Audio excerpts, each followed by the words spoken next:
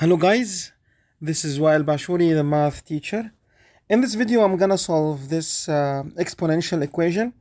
So let me directly start. First of all, 32, we can write it 2 to the power of 5.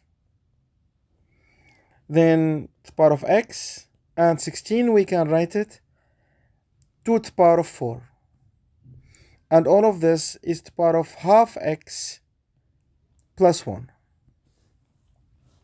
Next step, according to the rule that tells us that x to the power of n to the power of m is equal to x to the power of nm, we can see here that the left hand side of the equation can be written as 2 to the power of 5x, and the right hand side of the equation can be written as 2 to the power of 4 multiplied by half x plus 1.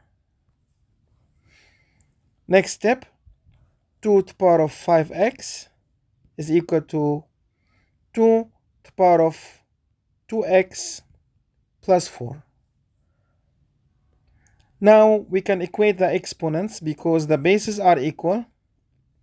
So we can equate the exponents. 5x is equal to 2x plus 4.